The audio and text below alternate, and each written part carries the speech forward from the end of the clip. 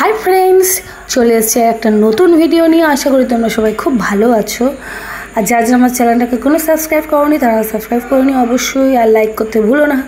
আমি আজকে একটা রিভিউ নিয়ে চলে এসেছি ITC master chef veg pizza pakora. এখানে টোটাল আছে তোমার 9 পিস আর এটা তোমার প্রাইস নিয়েছে, আমি তোমাদের সামনে আনবক্সিং করছি। এটা তোমার প্রাইস নিয়েছে 190 টাকা 190। আমরা এটা মোর শপ থেকে এনেছিলাম, তো ওখানে জিএসটি ফিএসটি অ্যাড করেই নিয়েছিল ওরা। আমি তোমাদের জিএসটি ছাড়া এটা বললাম।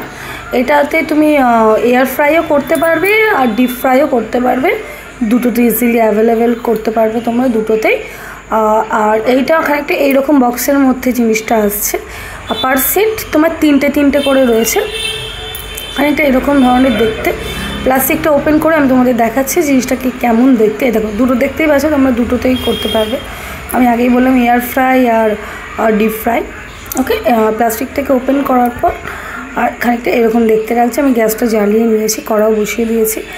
এর মধ্যে এবার আমি সাদা তেল দেবো। আমি এয়ার ফ্রাই করছি না, যেহেতু আমি ডিপ ফ্রাই করবো, ওই জন্য একটু বেশি পরিমাণে তেলটা লাগবে এখানে। তো আমি সাদা তেলটা দিয়ে নিচ্ছি আর ওয়েট করব তেলটা ভালো করে গরম হওয়ার জন্য। একটু গরম হয়ে এসছে, মনে হচ্ছে তেলটা একটু শর্ট। আমি একটা করে কি দুটো করে ভাজবো ভেবেছিলাম, কিন্তু আমার হাজব্যান্ড এসে বললো যে অনেক লেট হবে, অলরেডি অনেকটা রাত্রি হয়ে গেছে। ওই জন্য এর মধ্যে আমি আর একটু আবার সাদা তেল অ্যাড করে আরও খানিকক্ষণ টাইম ওয়েস্ট হলো, ওয়েট করলাম যে তেলটা গরম হওয়ার জন্য। গরম হয়ে যাওয়ার পর আমি এগুলোকে ছাড়বো। তো আমি তোমাদের দেখিয়ে দিই জিনিসটাকে কেমন কোটেড করা। তো এরকম স্কোয়ার আকৃতির ডট ডট ডট সাইডে দেওয়া, ঠিক এরকমভাবে মানে ভেতরে সব মশলাটা দেওয়া রয়েছে। তো এটাকে ভালো করে ডিপ ফ্রাই না করলেও তোমরা চেষ্টা করো তেলটা খুব ভালো করে গরম হয়ে যাওয়ার পরই একে একে পিৎজার এগুলো ছাড়ার জন্য। কেননা তেলটা যদি খুব একটা ভালো করে গরম তোমরা না করে ছাড়ো তাহলে ভেতরটা কাঁচা থেকে যাবে আর খুব একটা ভালো লাগবে না খেতে। ওই জন্য একটু ওয়েট করে তেলটাকে ভালো করে গরম করে নেবে, নেওয়ার পর আস্তে আস্তে একটা করে ছাড়বে। আর একটা তেল মানে একটা এরকম ডুবো তেলের মধ্যে তোমরা 3টে করে অনায়াসে ছেড়ে দিতে পারো, খুব ভালোভাবে ফ্রাই হবে। যতক্ষণ না গোল্ডেন ব্রাউন কালার না আসছে ততক্ষণ কড়া থেকে কেউ নামাবে না। দেখো এখানে হালকা গোল্ডেন ব্রাউন এসছে, আমি কিন্তু তাও নামাইনি, তাও রেখে দিয়েছি। আর একটু ডার্ক হলে তখন আমি নামাবো, কেননা ভেতরটা কাঁচা থাকলে ভালো লাগবে। আর পিৎজার মশলাটা আশা করি তোমরা জানোই কেমন থাকে, তো ওই জন্য আমি একটু ফ্রাই করার পর নামিয়ে নিচ্ছি।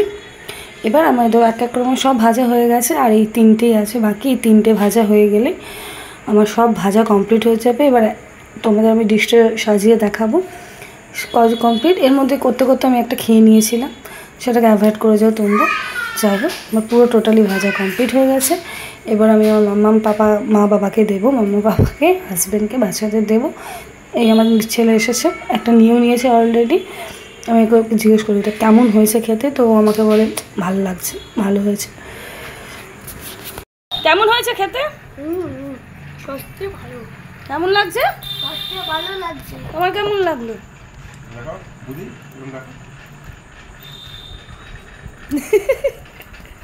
ভালো লাগছে। আমাকে দুটো